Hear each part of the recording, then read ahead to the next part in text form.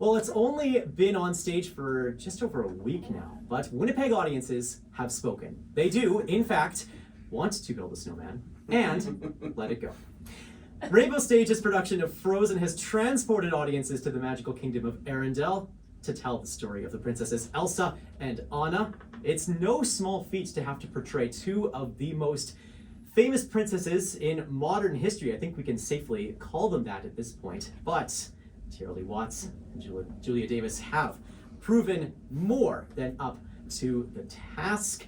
The two stars of Rainbow Stage's Frozen join us live in the Classic 107 studios. Nice to see you both. You as well. Thanks for joining us. us. We should also mention we're joined by the artistic director, Carson Nattrass, sitting over in the corner. He's got a nice wave on. Hello. There you are. Fantastic. So, I mean, I gotta ask, maybe I'll start with you on this one, Tiera. How has the run of this been for you so far? It's been incredible. The response has been amazing. It's been so fun to hear from everybody how much they're enjoying the show, and to know that the weeks of hard work that we put in rehearsing it and putting it all together are really resonating with people, and that they're really enjoying the show. Oh, that's fantastic. How about for you, Julia? What's all this been like for you this last couple of weeks, or weekend change, I suppose we could say? Yeah, I agree. It's been incredible, and the responses from the audiences and from the friends and family that I've talked to has been great, and I've been having a lot of fun. Amazing. Let's maybe take you back to when you found out that you were going to be portraying these iconic princesses. Julia, what was that moment like for you, and what were the first thoughts that went through your head as you were like, okay, I've got to step into Anna's shoes on stage? Well, getting that email, I feel like I just have to read it over and make sure that it's really happening, because it just doesn't feel real in the moment. But yeah, like, obviously so much excitement, and to even just get to step into such an iconic role is like, I'm honored, you know? Absolutely. I'm just so excited. Absolutely. Yeah. Along with that excitement, I would imagine that there's a little bit of pressure that comes along with a role like this. It's obviously such a beloved story, an incredibly well-loved movie. Tiera, is there any of that pressure that you feel as you are starting to learn the music and get ready to portray Elsa? Yeah, I mean, I think obviously Let It Go specifically was one of like the biggest songs of all time. I don't know, like possibly. It was huge when it came out, and everybody did their version of it, and you know, everyone. I remember I was in theater school when Frozen came out, and everybody was singing it. Everybody had their own version. You know, every Broadway star was doing it. Everyone. You know, so it definitely is something that I feel, you know, you need to do justice, and that you need to honor. You know, just in its popularity. So yeah, definitely there was a bit of pressure, but it's also very fun to get to do something that iconic, and then, you know, feel like you also get to put your own stamp on it. Yeah, totally. Maybe I'll bring you in here, Carson, for a moment, just to ask about that idea of wanting to do this kind of a story justice. When you, as the artistic director, are considering what's going to be coming up in the summer at Rainbow Stage, and the idea comes to your mind, oh man, we should do Frozen. What are the considerations that Rainbow Stage then makes to say, okay, well, we want it to be our own quintessentially Winnipeg thing, like Rainbow Stage is so great at doing, but also to honor these sorts of expectations? That's a really great loaded question. That's why I give it to you. Rainbow Stage is dedicated to Manitoba talent. It's historically serving families, and so we actually chased Frozen down before it was available. And we have a great relationship with our partners at Disney, and so it was awarded to us 2 years ago, so we've been thinking about it for some time. And I want to jump in on this conversation about like sort of the weight of it. Like, that was day one of rehearsal, was like, let's take this, let's look at it, let's acknowledge that sitting here now, seeing that every matinee is sold out, that there's only a few tickets left in the evenings, and we've had ad shows. This show is in the culture, and it's sitting in the bones of people deeper than anything else we've ever done. So that's heavy. But if I go back to the auditions, we aren't looking for what Elsa looks like. We're not looking for what Anna looks like. We're looking for their spirit. Yeah. And these two incredible performers, and they are these characters, which takes the pressure off of, like, what's my let it go? It doesn't matter. It's coming from her heart. And that's what people are screaming for. That the fun, awkward, big-hearted nature of Anna is sitting next to me. Like, she brings that forward, and then the kids see them for real. And those are the texts that I'm getting from parents and their kids, is they're like, it was real. The magic is real. And so congratulations to you both, because it's like, I know the pressure is big, but it's all coming from the inside out, you know? They're handling it in stride, absolutely. You know what, even before I let you go back here, Carson, just really quickly, you touched on this idea of, like, this is Manitoba talent, right? Yes. This is a Manitoba treasure that every Manitoban wants to experience during the summertime. How do you add a Manitoba imprimatur or touch to this magical kingdom of Arendelle? Oh my goodness gracious. You know what? What just popped into my head is Duchess Cayetano, who plays the mother of the two ladies sitting next to me. We were talking about the show opening with a summer festival, and I was like, Arendelle and Winnipeg have a lot in common.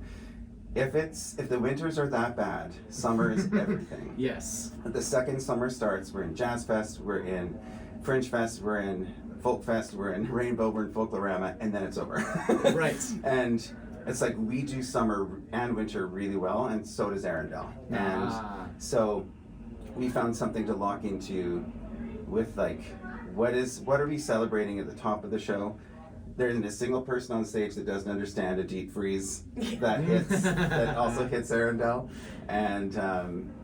And so there's a lot of humor and heart and things that come from the connections to Winnipeg. Absolutely. Even to build on that, Tiera, I would imagine that with all of these Manitoba connections, like that celebration that this community has for the season, that there are going to be a lot of people who want to then interact with you and celebrate with you in this Manitoba edition of Frozen. What have your interactions been like with the community as the run has gone on? They've been so great, honestly. I have gotten so many Instagram DMs and met so many kids at the stage door, and, you know, I've had people bring me cards and, like, little notes and, like, all kinds of things, and it's just been so lovely and such a warm reception.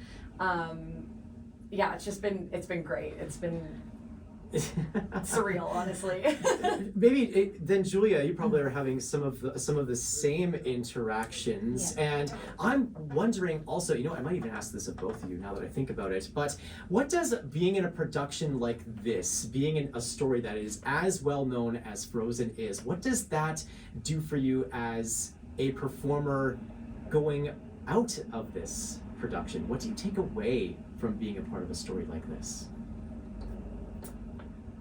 Well, I mean, it's a classic tale about love and about sisterhood, and I think that, you know, being a part of it and having those connections with people, like, not only in the cast but also being able to have those connections at the stage door with, like, all those kids, and, like, I keep every single card that girl brings, like, even if it just says, like, I love you, Anna, on like a piece of paper, like, it's at my station, and I will forever, for real. It's so special. Yeah, to be able to have that sort of a very physical representation of that connection and of that story that you have been sharing with Manitoba audiences. What do you, maybe, Tiera, take away from being in a show like this as you take on different projects outside of things that are as well known as Frozen?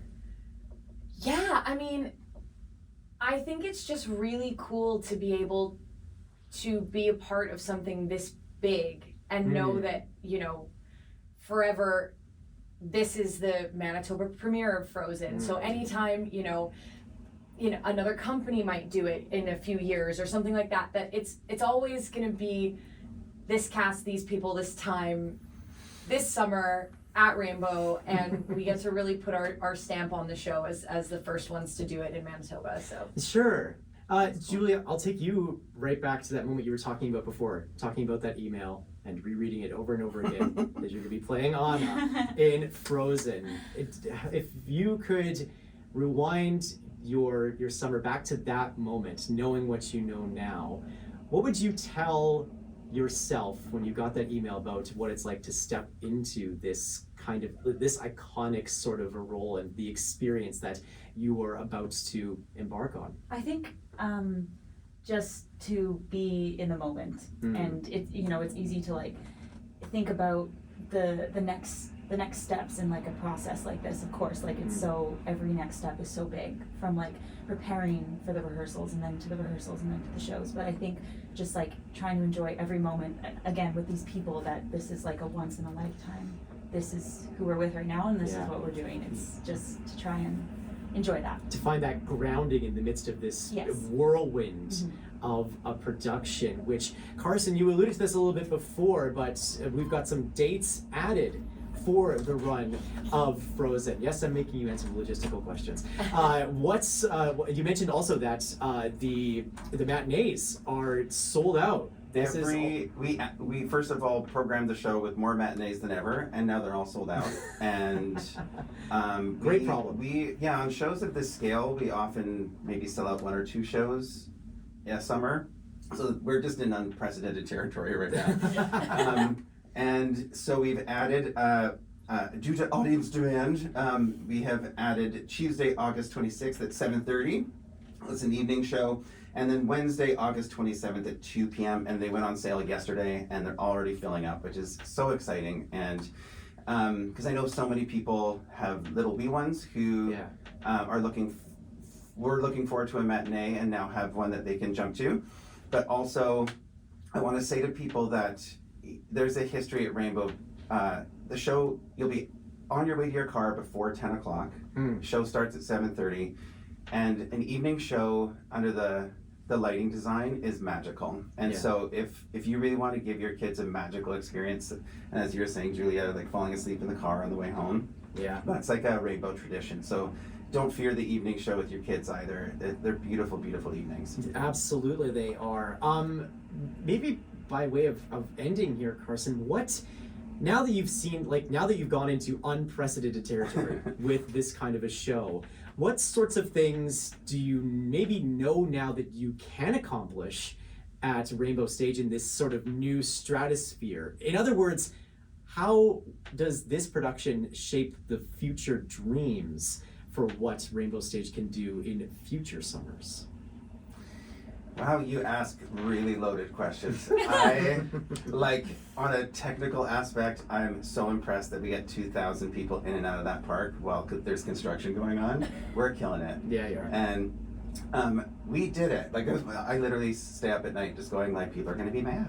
But they're in and out and full of the magical experience. So I'm grateful for that. That being said, we have a bunch of stuff up our sleeve and big projects that are